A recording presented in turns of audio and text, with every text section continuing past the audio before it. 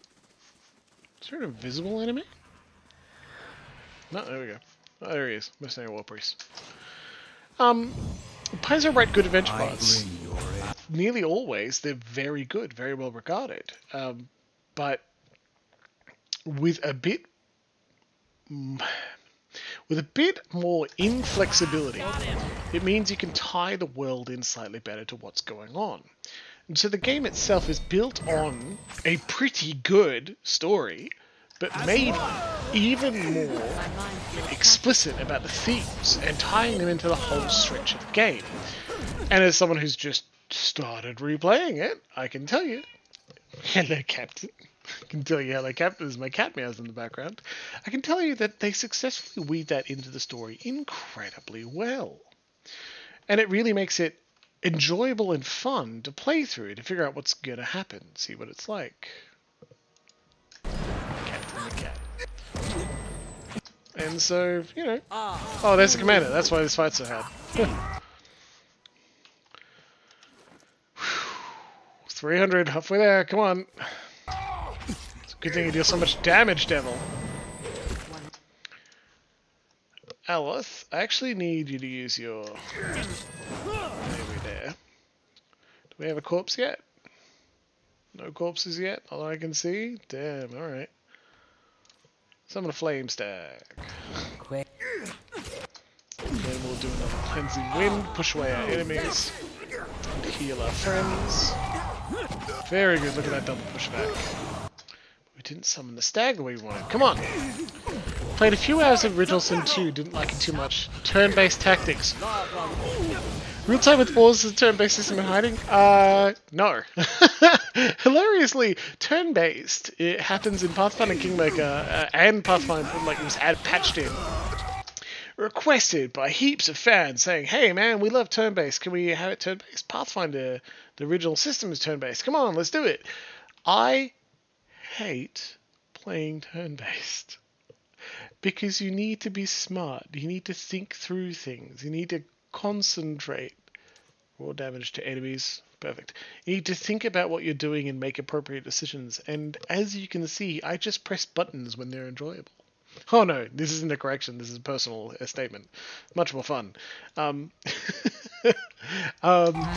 so, by not having a turn-based system, by playing it in real time and pausing occasionally when I just want to be like, oh, it's moving fast, I want to make a change, I'm able to play much more freeform. Just let things happen. And then occasionally interrupt and say, no, I actually want this to go. And it's happening in slow mode as well. Slow mode. So the game could even be faster. If you put it to a lower difficulty, it wouldn't be bad at all. That's just how it goes. But you can play Kingmaker and pause it just occasionally when you need to put something in. But a lot of the time I don't play it with pause, by pausing that often. And I certainly don't play it turn-based. If it's such a big enough difference... Sorry, Commander. It's such a big enough difference that people demand that they be able to play it turn-based. I do not know what the loud fighting noise was, Luxy, I'm sorry. Yes, I believe you. Thousands wouldn't, but I do. Come on, Berserker, just go down. There you go. If enough people demand the ability to play turn-based, right? It must be a big enough difference that they really need it to happen that way. No, not Captain. Not this time. Not even Marvel. Right here. What are we up to, Devil? 369. Nice. Hey. Divinity Original Sin 2 has got a lot of praise for it. Very tactical, though. It's got an incredibly dense tactical. It is a 4-person multiplayer game, and I played it with Emma. Emma and I went through. Now, occasionally we'd forget what was going on because it's sometimes hard to find time to go through a game. No, you don't, buddy. Not to face it, Lord of Cadnua knocks Aloth right out of the frame. Still, he's a hero and we'll be fine. Someone check on Aloth. Aloth's down. Sorry, man. Effective tactics by the mercenaries there, just walk up and whack Aloth till he stops moving. However, we're going to knock everyone down. Actually, this isn't going very well at all. Anyone dead yet? Nope. Lovely healing spell. Shame we can't cast it without killing someone. See if we can get some wisps up. Yep.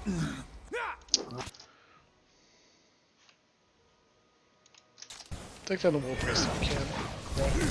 It's a spirit.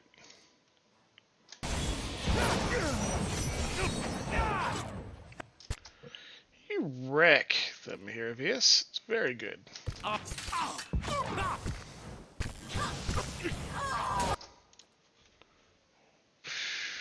We're not in a good way. Get him here, VS.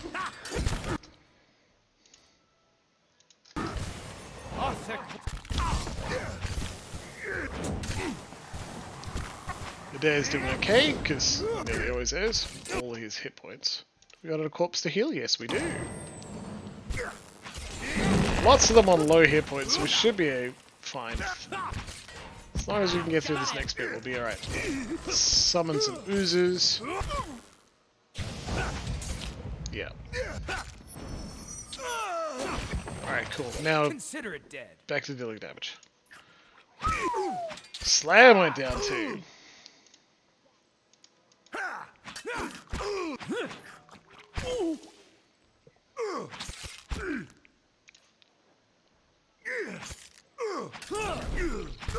Got it. Die already. Alright. Deal with the soldier, and then we're good. And as I said, this is the hard, like very hard. Look at us going down all the time. We'll take a nap. Just a little bit. That Garden of Life, very useful. We started that fight poorly too. Alright then. Maimed for devil. Look at pillars, Kingmaker side to side. Kind of digging the look at pillars. Grimy dark fantasy. Well, if you like dark fantasy, by God, I can tell you, pillars is real dark. Pillars kind of makes you feel like you are fighting for hope. You're grinding hope out of the setting. It's worth it. Bad things happen all the time, but you make the good things happen through effort. This trebuchet smells of fresh pine and hemp. Its beams are still sticky with sap. I particularly like a lot of the, not just the sadness, but how Pillars deals with heavy themes of the world. It also goes on sale frequently for quite cheap. You gotta see this. Yeah, excellent. Then that could be worth it. It's also like a long investment. You can take a look at the Let's Play. A body lies between a blood-soaked shroud and reeks of rot and infection. Sorry, the VODs, which are available on a link. To see the whole playthrough if you aren't willing to play through yourself or want to give a look at the beginning of the game. Because right now you're looking at essentially the end of the first game. But I warn you, the sound quality is worse because I'm using a NVIDIA RTX AI that changes my voice and makes it sound like I'm making fun of people who lisp. That's not fair. Dragon Age! Dead man. Now that's a decent question. Dragon Age is also a dark and grimy setting. Thetis especially. Origins is showing its age now, I'm afraid. Quite significantly. It's real slow. So, while I'd still recommend it, I'd actually say start at Inquisition and then see if you want to go backwards and check that out from there. Not just because it's newest, just because Inquisition also is a good way to settle you in the world too. It's like, these things have happened, if you want more context, play it, but also the Dragon Age Keep allows you to choose what happened in your world state. I'd actually lean away from getting super invested. This is the most wanky thing I've said all night. I'd lean away from getting super invested in Dragon Age, because Dragon Age 4 looks like it's in a lot of trouble. The lead designer, who's not the first lead designer of Dragon Age 4, has left BioWare. So, yeah, probably EA doing shitty things. Again. This woman's rigid fingers still dig into the earth. Her battered armor squeezes her bloat-swollen limbs. Maggots squirm from a ragged wound in her neck. Bloody hammer rests where this corpse's head should be. Bone fragments and dried chunks of brain matter are stuck to the grass. The corpse's remaining hand clutches at its own trailing innards. The stench of decay is almost unbearable. What are we doing here? Why is this mercenary company holding a siege on Consulhort's tower? What's going on? I have a lot of fond ancient Death Guard. I have a lot of fond memories of Dragon Age. I think it's worth playing. As people say on Twitter and Tumblr, it may not be worth becoming a major fan, getting involved in the fandom, because it's all going to be fan-made content. The game itself, I limit yourself to what's out there now. Oh, Twitching Lions, well, thank you very much. I'm glad you followed. The Unlaboured Blade! Okay, so it got worse again. Now it's only 11 to 16. Oof. The edge of the blade has lost much of its original sharpness. Every slice is a labour, and it seems increasingly better suited to break the seal and letters than to pierce flesh. The grip has started to fray considerably. There's a third rune on the blade now. Perhaps it is a symbol for dull. Origins, when it came out, didn't finish it. Doesn't see stuff going back. Yeah, like, again, it's showing its age. If Pillars feels odd to us at times, like, why can I not hide Helms? Slams looks like an idiot. As much as I like it. Also, you should be using your cool hammer. Dragon Age Origins is even older and feels it too. Right here. It's not its fault. Everything ages, but it's not as enjoyable a play. The story itself is good. I'd say find a fan who's playing through Dragon Age Origins, get them to do it, and watch their actual play or let's play. Just a Twitch stream. It's good too.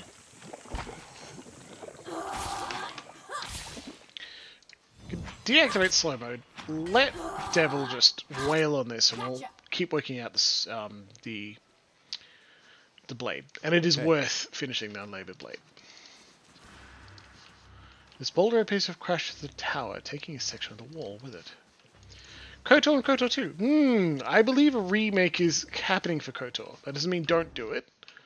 It's just to say you don't want to. There's a reason to wait a little bit. It's pretty good. KOTOR, like, especially, do you like Star Wars? Well, here is a Star Wars game that is known as one of the best CRPGs out there.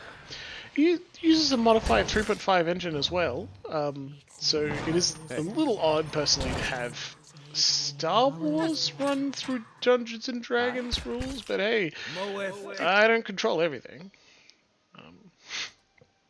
And we're all better off being able to choose our own way through life as well, so don't let me control everything. This thing isn't doing the job. It will, Adair. Just keep attacking, you'll be okay. Don't get that third Death Guard involved. 2 is enough. That's why I'm moving over here. Son of a...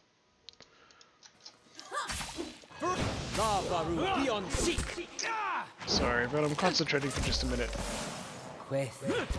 Be exceedingly happy to rant more about CRPGs in just a moment. Probably can't frighten them because they're Death Guards. Saga Edition. Yeah, well, could be worse is what you're saying, right? Get up. Right here. No, I don't want Mind Blades. Actually, I want you to attack normally. We should have a corpse. Yes. Do it. So intelligence is great on druids, I guess. We get that good corpse shroud out real far.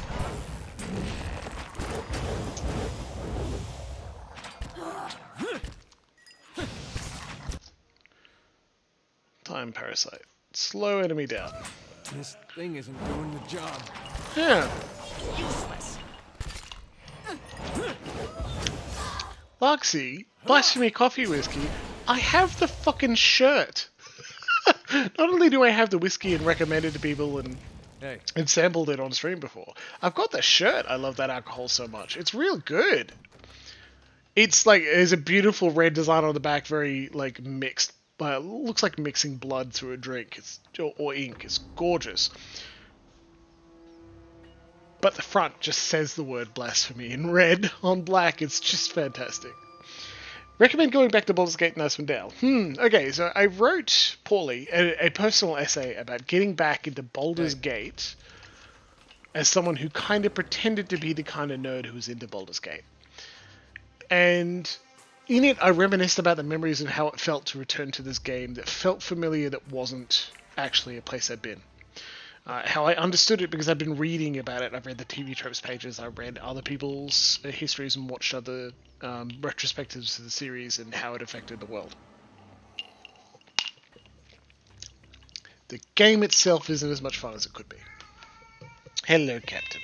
Meow. I've got a couple of new friends tonight, Captain, so I'm going to pick you up and show you off, okay? You're alright, you're alright. Good boy. Okay, let's settle on my lap now. But the game itself isn't as fun as it could be, except if you don't mind, like, the occasional loss. Like, running back into enemies, and having them kill you out of nowhere and then feeling a little defeated, but, like, if that defeat can lead you onto more and greater heights, if it's encouraging, Baldur's Gate 1 and 2 is great. Just don't expect really, really deep characterization. It happens in Baldur's Gate 2, but otherwise, Baldur's Gate 1, the characters seem temporary for a reason, because the game is lethal, and your characters will die. And that's, again, if you're interested in that, the kind of stories that develop in your mind is you lose a companion, you need to grab another one from the other people who are available. You knew they could join your party, you spoke to them briefly, and then they wanted to join you, in a way that really feels like 2.5 D&D. Comrade, nice to see you tonight, man. Oh, ranting about Baldur's Gate, actually. Then there are a lot of stories you can have in that. Really enjoyable stories. And that's worth doing. Would I recommend it? See if you like CRPGs first. You said, Garfield, you're trying to get into it because it's a genre that's interested and excited you. See if you like this kind of play first. And if you do, then yes, it's worth seeing the greats. I am here. Just quick break, right? Nice, right? Check out the VOD. Check out the VOD for Final Fantasy 3 last Wednesday, and it's a cattail. To see how bad it was and how this is an improved, fixed version. Pretty good, right? Alright, Captain, could you get out of the way, please, buddy? Come on. That's it. Yeah, good kitty. Yeah. Baldur's Gate, still, like, worth it, but, it's a CRPG that seems more close to what that genre is about. Like, deep lore, wandering around the world, just drifting from place to place to see what happens, suffering challenges and setbacks and taking them forward by running into other people. Have they finished Baldur's Gate 3 yet? No! They haven't! And that's the funny thing, because it's in early access, I haven't bought Baldur's Gate 3, and I won't until it's fully released. Even though I have faith that they'll do it well, right? Because, Emma's boyfriend says it's really enjoyable. I don't want to play a game that's in early access. It's funny that a 5th edition game, explicitly for D&D 5, didn't start with friggin' sorcerers, for God's sake. It had wizards, because everyone likes wizards, but not sorcerers? How different are the classes? Anyway. Yeah, I'll get to it. I think I like the idea of playing a CRPG. Okay, well here, I've got something for you. Don't say Jimbles doesn't do anything for you.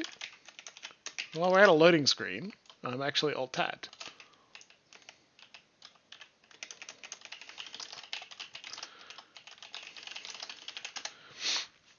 Character creators is the most daunting thing, yeah, exactly. Do you hate the feeling that you can choose the wrong thing and be trapped in it forever? Because I do.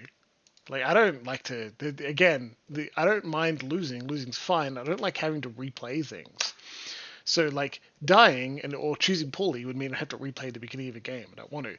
This is a 3-hour and 11-minute video on Neverwinter Nights, the whole series, right? It's by a creator I really enjoy called Noah Caldwell-Gervais. I think he just goes by Noah Gervais now. And he talks about the emotional impact of video games as well, right? And he talks about how these games make him feel, and to me that's the main reason to play a game. And so you can learn a little bit more about why to play a CRPG by just listening to him rant. Now, I don't suggest you watch the whole 3-hour video at once, but you can learn about these games without having to play them. And I think it's pretty legitimate to say that you're part of a community and you're enjoying a game, even if you aren't the person at the controls. There's a lot of fond memories people have in video games by watching their older brother or their older sister play through, and you're just watching. And I think that counts. You can be part of a community. You can be part of D&D if you don't have a group and you're only watching actual plays. You count. Yeah. Doing something wrong, restarting. Yeah, that's also why I play on low difficulty, because I don't want to feel like I've ever chosen wrong. Cheating mod, yeah, exactly. Okay, well, first off, we have just gone downstairs into Console Hort's lair, right?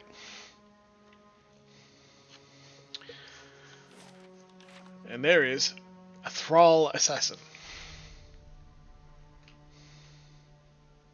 You've watched that video from start to finish in the background. Well, you're on the right channel because I recommend incredibly long videos to my friends all the time. So long now that it's a shorthand meme to message me. I'm gonna level with you, Jimbles, and watch a 3-hour video on a game I haven't played.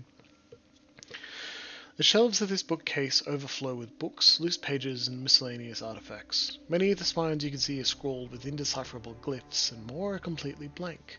A proper search of this mess would probably take hours. Search the bookcase!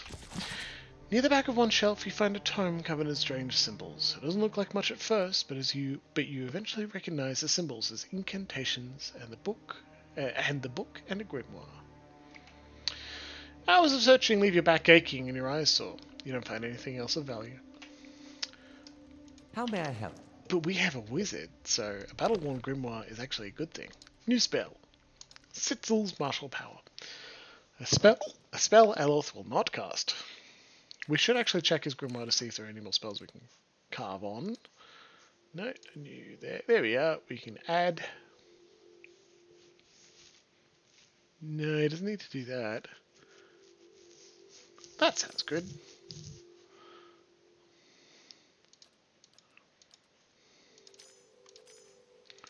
Lovely. We'll see if we get any more 7th and 8th level spells shortly. Patrician Tears, 7-hour Morrowind, 11-hour Oblivion video. Oh. Comrade, I hope you find it soon. Yeah. Quickly and quietly. I haven't actually watched the Patrician Tears. I will generally follow something if a creator is too negative about something, because I'm very easily influenced, and if I get into a negative mood, I'll hold that mood too long. Tell me, what do you think? Is it good? Is it enjoyable? Is he too negative, the Patrician? A man totters towards you if drunk. A man totters toward you as if drunk. He stops a few feet in front of you and looks at a point over your shoulder with wide, glazed eyes. Please excuse the car revving in the background. Thanos must speak with you, Orlin. Come. Alright. Siege of Cragholt.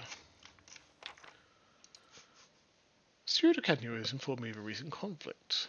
Torn bannermen have besieged a man over local legend, the Archmaid's Console Hort. Thanos, not Theos. Different. You can't be all negative in 7 and 12. That's true. That's a good point. Void Seer. See, I think we should follow the Thrall and not just wander in a random direction, because all these things are going to turn on us if we do, right? Thanos. A Vithrak turns to you, clicking its mandibles and long clawed fingers together. The creature floats above the ground and sways. Just as it looks like it's going to leap on you, you hear a voice in your head. Orlin Beast comes, yes. Most pleased is Thanos. The Vithrak pauses, looking you up and down with beady eyes. Not apprenticed, no. Orlin Beast is something else. And leans closer. Membranes around its jaws pulse and tremble. It seems to be smelling you. No camp smell, not like Warrior Hive above, no. The Vithrak's thoughts are a whisper in your mind. It kneads its mouthparts together thoughtfully. If not apprentice, and not warrior drone, then maybe Orlin Beast is ally, yes? Its eyes shrine. You think we can help each other? With apprentice rivals. The Vithrak chirps its excitement. Tanos works hard for Master, but other apprentices, nasty beast, want to be Master's favorite, want to kill Tanos. Tanos chitters pitifully. What do you want me to do for you? Kill apprentice rivals, of course. Tanos draws his spindly claws into fists. Tanos knows. Tanos knows. All beast came to see Master. But Master has door, and door wants key. Tanos spreads his mandibles wide to show you a round, toothed orifice. Tell me about this key. Key is words, is knowledge. One claw traces a spiraling pattern across a creature's ridged skull. Master give key part to each apprentice. Said cleverest, strongest apprentice take all key parts. Tanos accentuates a thought by squeezing a tight fist. But all in beast take key parts from other apprentice rivals, yes? And then Tanos give final key part. The Vithrak skulls closer, chattering and interlacing its fingers. Tanos is cleverest apprentice, no. For after all in beast sees Master, then Tanos see Master, become new favorite. The Vithrak's unblinking eyes glitter. I'll keep that in mind. Let's talk about something else. Tanos hovers in place, one mandible twitching. Intellect. Wait, how do you know why I'm here? Tanos hovers in place, one mandible twitching. Master is greatest of wizards. What else will all in beast seek? Perception. You seem pretty eager to work with me. Tanos eager to learn Master's favor. Eagerer still to survive. What are you doing here? Making spell to please Master, see? The Vithrak extends one slender arm towards a nearby thrall. As the Vithrak mutters unintelligible syllables, the thrall turns to you and bows. Much work to be done, yes, but control will please Master greatly. Who are all these people with you? The Vithrak waves its arm. Servants, guards, useful tools. Alright, I'm going. Alright. Well, looks like we're invested in an argument between apprentices of Consul Horde. Glass jars on the shelves contain brains of various sizes. Corpse's skin has been peeled back and held in place with a thick, viscous webbing.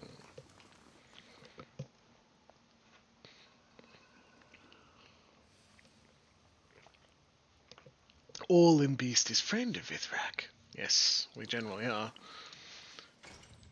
Steel Spine Magus. Sable. Dwarf whirls to face you. Her face and throat are twisted with fresh scar tissue. Her remaining eye narrows as she assesses you. Out. Her voice is little more than a croak as she points you towards the door. Tanos made a deal to get you a part of the key. Maybe you could make me a better deal. She utters a choking, mangled laugh and raises her grimoire. Alright. Well, look, we tried.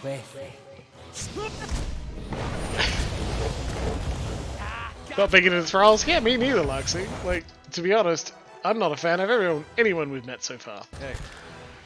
The funny thing is, we brought a rogue, and there are a lot of, like, swap spaces, break engagement, stab the caster. We brought a rogue, right?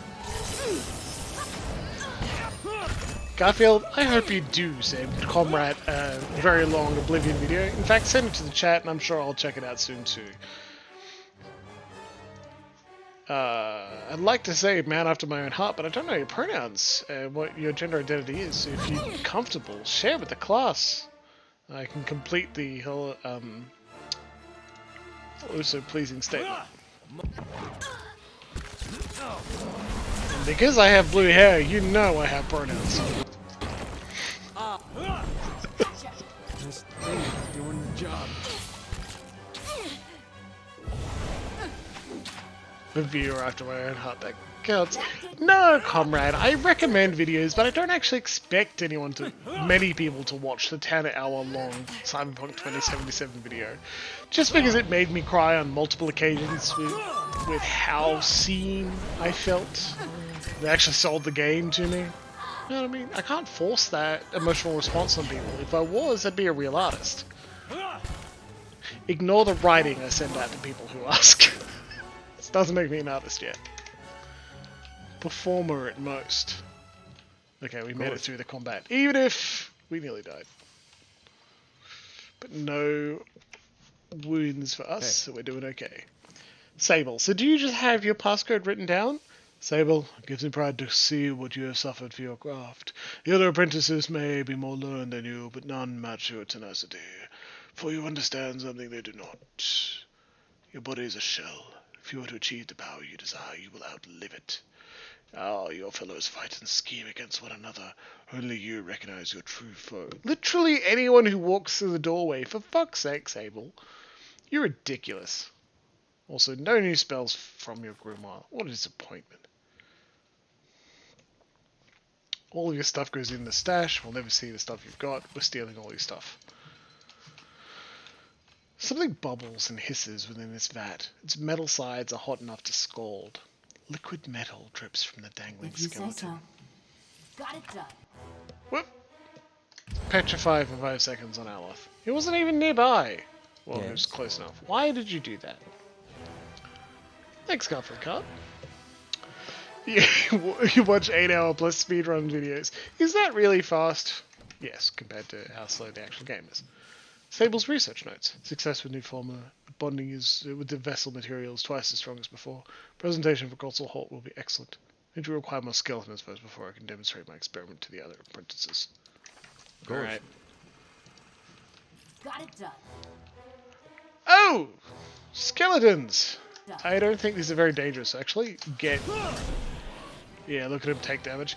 So we'll just let our good friend Devil get a bit of stabby damage on the weapon.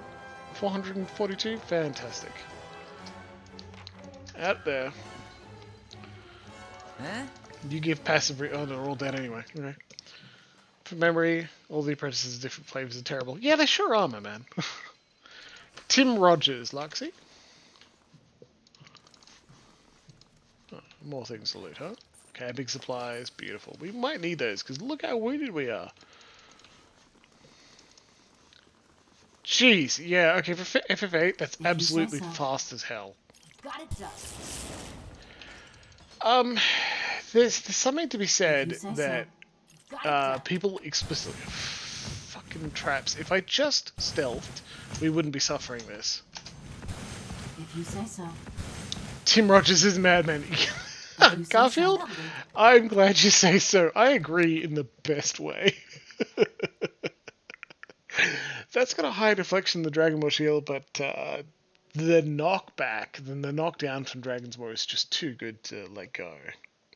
Very good though. Iridescent Scarab figurine too. It's pretty nice.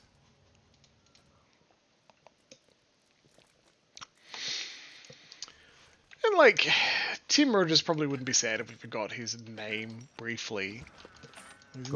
He doesn't come across as that arrogant. I think the best way I've come to grips with it is that he creates these because this is how he feels and has an urge to put them on display even though he hates the entire process. Boy, does that sound familiar, right?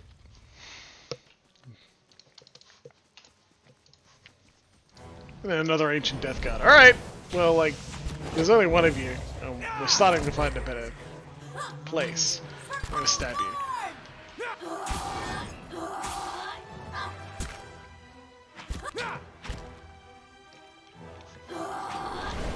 Yeah, good to see you again, dead man. Yeah, alright. Blinding Swirl to keep your crisis level high to have near constant limit breaks because he has high accuracy. That's hilarious. I'm excited to get further in the Final Fantasy setting. Like, we're playing... Oh, these are enemy void seers. Okay. Like, we're playing through the Pixel Remaster now, but I do intend to go up through 7, 8, 9, and 10. And it's gonna be really exciting to play through those ridiculous... Much more, like, I haven't played Final Fantasy 3, or at least this version of 3 before, right? But, like, it's going to be enjoyable to replay the games I did when I was a teenager. And I can tell you about how, like, yeah, I totally had a crush on Tifa, and I was kicked out of a Final Fantasy fan forum because I was too busy, like, saying, oh yeah, I'd definitely sleep with Cloud if I was Tifa. Like, yeah, but you were writing like a 13-year-old, man. If you put more effort into the comment, they wouldn't have booted you. They accuse you of spamming. While I see much. This is the other entrance. You can just sneak in. Spirit animal equivalent of a Twitch channel. Garfield, that's so nice of you to say. Look, I'm really glad you're here. We're having a good time chatting. We play through We play through Pillars of Eternity on Monday nights, and we play through the Final Fantasy Pixel Remaster series on Wednesday nights at 7 o'clock GMT plus 11, because we're in daylight savings time. When you're hating the RNG in the first 3 frames of the Triple Triad games, you can get the Quistis card. That's how that works? Oh my god. Yeah, please send the video podcast 5 2-hour plus parts of analysis of FF8. Yes, fucking please. I am on board with that. I am going to be doing a lot of data entry over the next week at work, so I would love some deep. You sense no keyhole. You see no keyhole in the door, yet a voice booms from the other side, almost as if the speaker was standing right in front of you. Your master awaits a worthy pupil.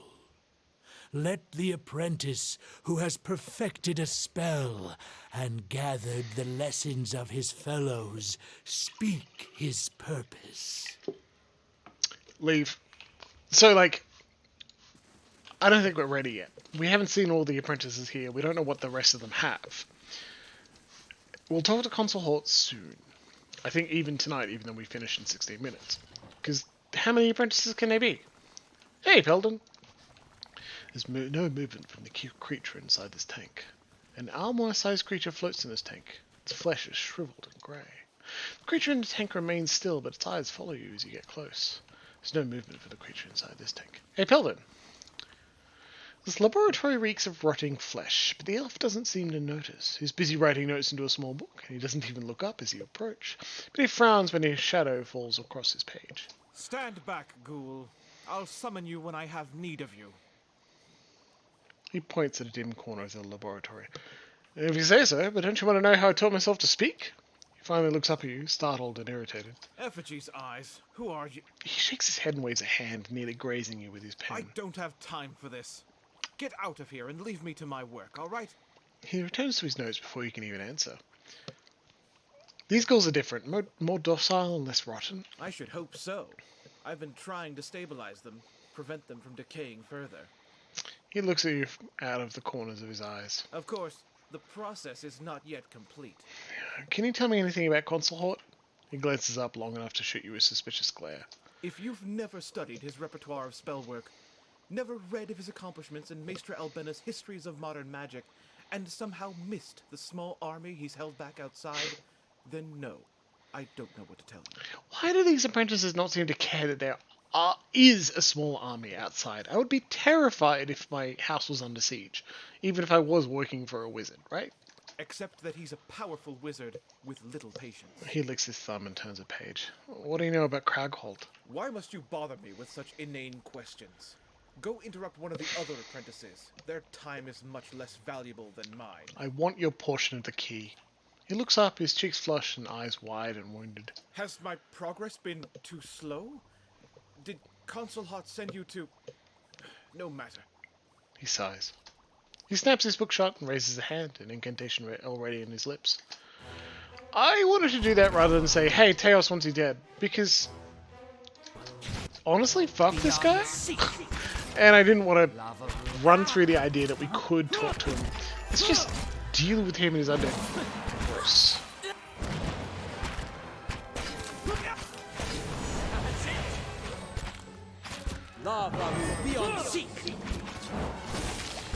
By use, you mean like refine the cards into other forms, right? How's the dagger? 767 of 1,000. Come on, you can do it, girl. But then you can't easily get the space cards. What is the space cards? Boy, it's been way too long since Final Fantasy VIII. I don't want to replay it because, like, we'll get there. Me too. Go. Alright, Peldon. Exceptional robe. Peldon's note. Peldon, you're most daunted of my apprentices, but your understanding is merely a page among the terms of knowledge I've accomplished. Curb your pride until you've earned it. No weakness is deadlier. Can almost see your hands shaking, your face reddening as you read this. You think that mastering a few basic hexes make you my worthy pupil? I crafted the parasitic staff when I was half your age. And while I worked, my peers plotted against me. You may have surpassed the others for now, but they will band together against you if you give them reason. Conceal your skill with mistakes. Hide your malice behind smiles. Sacrifice your vanity for a few precious years that you must survive long enough to earn the title of wizard. Man, wizards are jerks. Pilden's research notes. As if I'd leave notes of my experiments for anyone to find. But while you're reading this, Uraki, if one of your weapons wanders in here again, I'm keeping it. Sable, I've never talked to you, but you're staying in my lab anyway. Tanos, I doubt you can even read, but I'm feeding your meanings to my test subjects. Next time I catch them, one of them loitering outside my lab. Hey. If Arrogant you as say well. so. Wait. My thoughts will be as silent as my feet. Okay. If you say so. That'll do. Cards you get in space. Yeah, but can't you, like, find another way to get the cards in space? Like winning normally, right? Time to see and not be seen. Uraki! You gotta see this. Hey! Watch it! Distract me again and you're like to lose an eye. Even as she speaks, the armoire looks not at you, but at a row of weapons laid out at a table. Are you concerned about the seed outside? Consul Hot hasn't even bothered to come out of his study since the attack started, so why should I worry? Guess that's decent enough. She grins and shakes her head. Need something? I'm still busy here. She places a dagger in a scale and scrawls a note on the parchment beside her. I'm surprised I'm allowed to wander so freely. If Consul Hot didn't want you here, you'd have known it the moment you came down those stairs. And then you'd be dead. If you were lucky. Uraki pauses. Yeah, Uriki. Uriki. Okay, cool. What are you doing? Cataloging weights, centers of gravity. Controlling a 3.5-foot blade in the air is harder than it looks. She balances the sword between her index fingers and drops a note. Tell me about Consul Hot. He's not someone you want to cross. Or disappoint. You know, I really should get back to work. She scratches the back of her head. Who else is in Craghold? Aside from me, there are 3 other apprentices working on their own projects. I don't know anything about Sabal or Peldon, but stay away from Tanos, the Vithrak. There's something about him I don't trust. I'm here for your piece of the key. That filthy spider put you up to this? He's using you, you know. Thinks he can control you like one of his mindless puppets. She shows you a row of sharp teeth. Her eyes dart from the weapons on her work table to you. Tell you what, you help me instead, and I'll give you whatever he's offered, plus a little extra. Deal? Fine. Good. Come back when you've got the other pieces of the key. Goodbye. They're all strictly evil and terrible, right? So why not work for the person who is nice and terrible? Its shelf's been nicked and notched all along its length. Okay, well, we can't steal from that. Not until we kill her. I imagine as soon as we go talk to Tanos and need to kill him for his part of the key, right? She's going to turn on us too. That's just how it's going to go. But, like, at least it's slightly nicer. I found strange notes for the other apprentices. Yes, key parts for Master Store. Tanos' mandibles jitter and click rapidly. Find all key parts from all other apprentices and give Tanos last key part. The Vithrak kisses merrily and sways. I'm taking a piece of the key now. The Vithrak kisses. No! Treacherous beast! Alright, bye! What the? Just leaped in the air. Good job, Thrall Ravager. Very cool. Yeah, just do it. Oh, you're paralyzed, never mind. She's cheerful, exactly, right, Luxie? Take the opportunities and the benefits where you can find them. Not everywhere.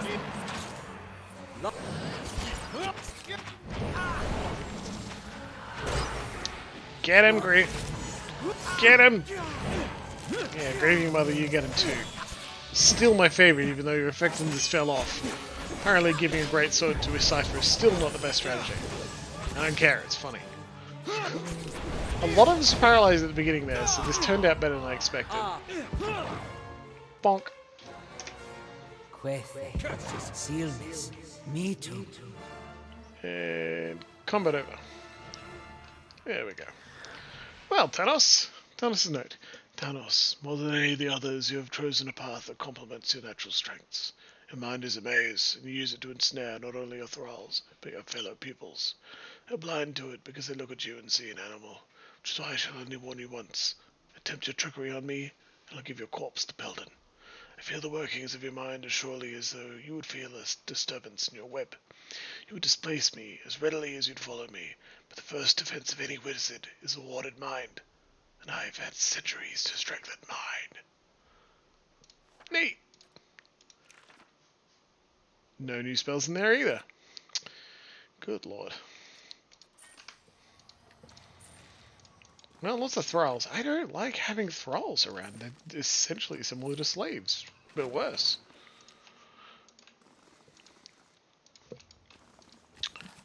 Well, deal with that. Yoink. Weird flex, but okay, Boom Wizard dude. Oh my god, he's absolutely Boom Wizard. So it's going to be so satisfying to walk into his living room and be like, "Sup, dude, killed all your apprentices." Need something? I'm still busy here. She places a dagger on a scale and scrawls a note in the parchments beside her. I found parts of the key to Consort's chambers. That's a good start. Let me know when you found the rest, and I'll give you my piece. Oh, look! We found a typo! There's an extra "the." Oh, dead man. Very good pun. Good job. I got parts of the key from the other apprentices. Good. Take this too. Now, just so we're clear, I don't know your business with him, and I don't want to either. She folds her arms. So if you get into trouble, don't expect me at your side. Far as I'm concerned, our business is happily concluded. She gives you a smart nod and returns to her work. By God, she didn't turn on us. We picked someone friendly. Well. Can we loot that? We can. There we go. Bit of vessel flesh. Why not? Well, we got all the key. Let's go talk to our wizard friend. Our wizard friend. Aloth. Location discovered. Okay, well, that revealed it a bit early, didn't it?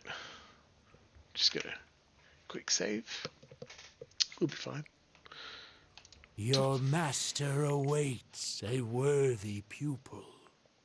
Let the apprentice who has perfected a spell and gathered the lessons of his fellows speak his purpose. I'm ready to see Consort. First, you shall prove your merit. Alright. A wizard must protect himself from the arcane and the mundane, from spellcaster and soldier alike. Of the many defenses available to the wizard, which comes first? A puzzle. Hope you read the notes, everybody. A warded mind. You have learned well. But a wizard must also defend against his own deficiencies, lest he fall to them. Which weakness is deadliest? I've heard many strong wizards have died of ligma. Pride. Many fall by overestimating their own power. Yet for the wizard who understands the nature of magic, power is nearly limitless. What quality of magic is most critical to powerful spell work? Ligma balls. I don't know if I actually read the last ones. I don't remember. It may give us another dialogue option when I do. Which is embarrassing, yes, but, you know, well, paying attention to the game is necessary. It wouldn't be there. Iraqi's note. Iraqi, you tinker with blades and bludgeons where your peers shape the bodies and minds of kith, and they look down on you for it. Let them. Spellwork often attracts a certain kind of mind, one drawn to the mystery and theatre of grand arcane spectacle.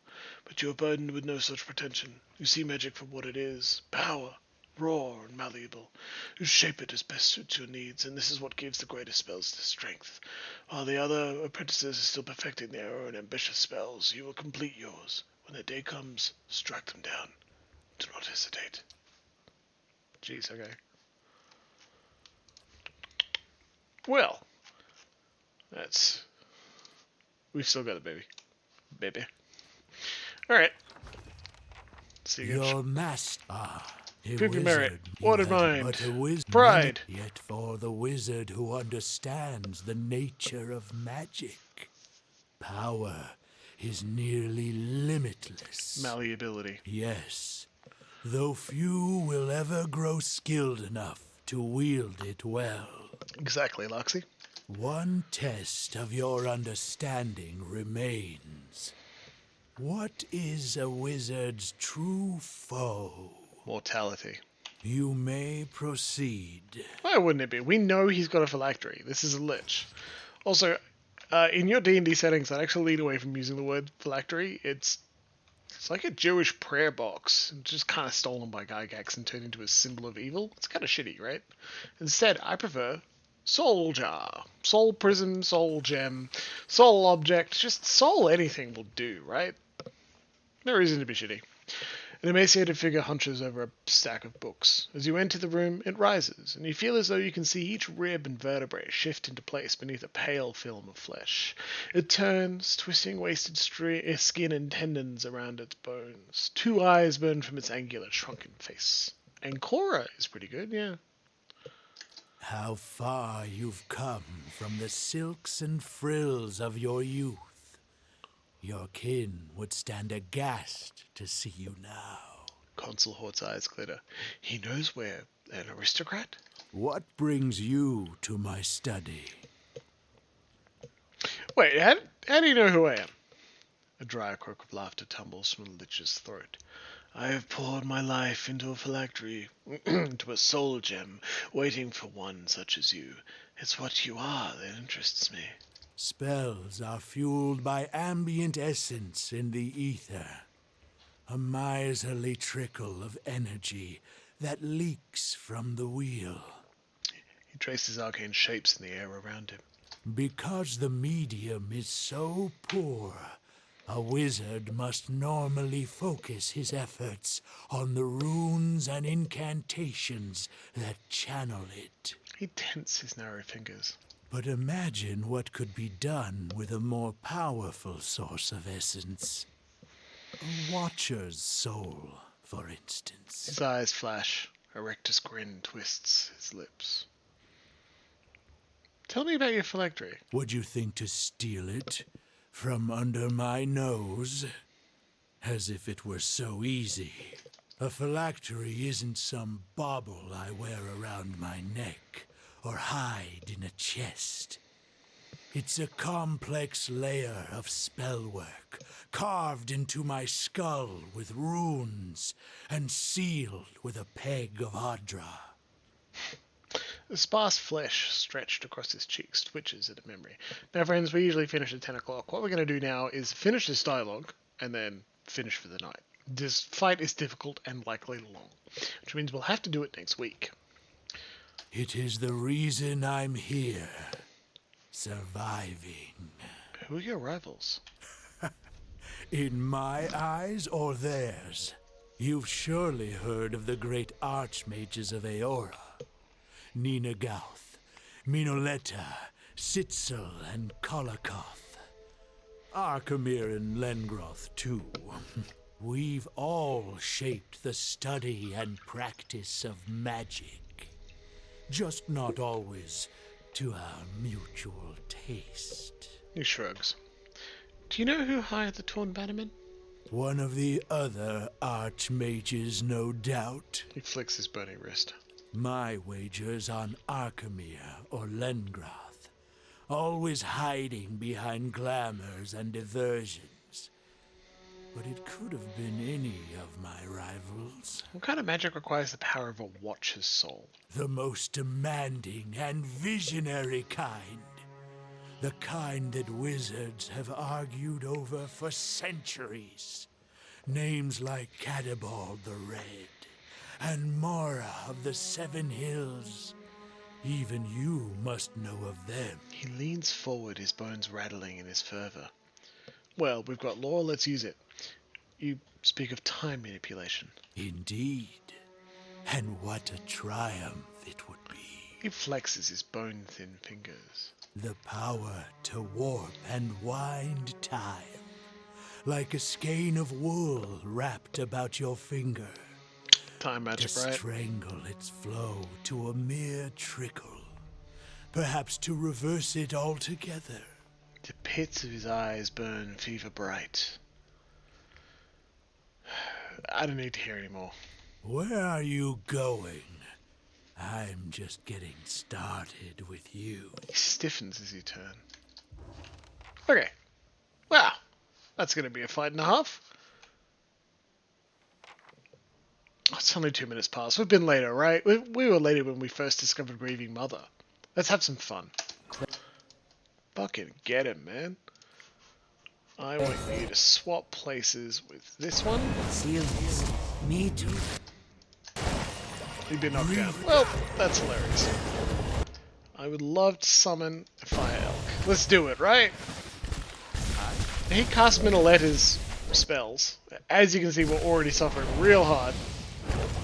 Grieving Mother's down. Bet you wish I brought goddamn priest, right? Me too. Okay, but if we die, we're finishing for the night. There you go. Aloth is going to go down now. He's paralyzed as well. Can we get a heal out from here?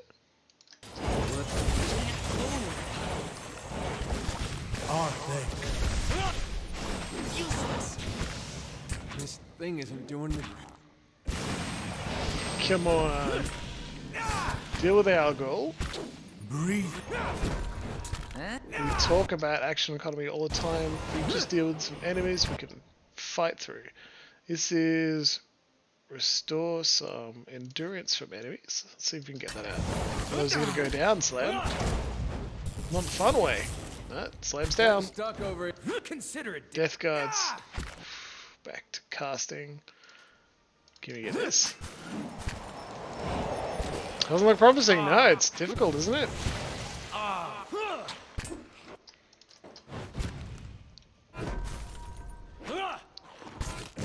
That knockdown is really rough. Seen the little guy go down.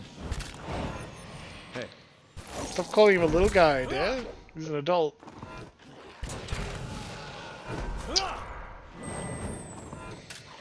I think Console Hort's out of spells, so he's just attacking us now. No, there we go.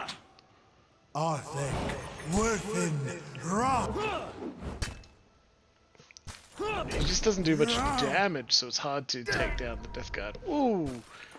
Console Hort's crushing doom knocks him prone. Do some shock damage in the area. But all these are going to take up casts.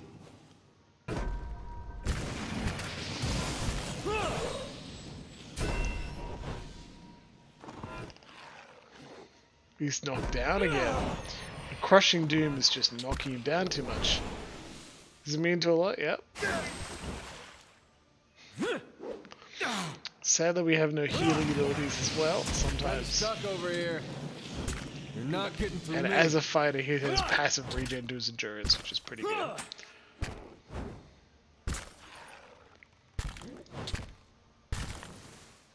No. Just want to see if we can get the Death Guard down. Console was on like 3. He's injured, that's not terrible. With a bit more forethought, we'll be able to take him down next time. Also charge through enemies. Get a little bit of damage as we... The wands don't have much hit points as well, so honestly I think next week we start with attacking the wands. Hopefully we don't all get knocked down. But that's that! And that's how we finish tonight. My friends? Do I have any silence? I don't think so. Grieving Mother may be actual to pull out a silence, and Knockdown would definitely work well. Now, I didn't load our save because it's 6 minutes past 10. We finish at 10 o'clock. It's been a lovely session tonight. I'm really glad we had some people join us, and especially some new people, and even a new subscriber. Thank you, Twitching Lines. It was really nice to see you, Garfield Cart. I hope we can talk more about CRPGs soon, and if you're free on Wednesday night, we'll talk about JRPGs. It's a subject I don't know that much about, but I can certainly rant about them when talking about our tabletop games. Otherwise, you can watch the VODs. There's a link to the YouTube archives on Twitch. Actually, I don't even think I've got a command for it. VOD. There you go. Otherwise, you can see me flirting and talking and linking a lot of not safe for work stuff on Twitter.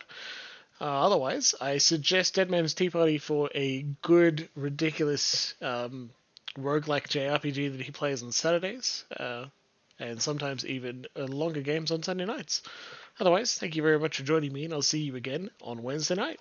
Good night, everybody.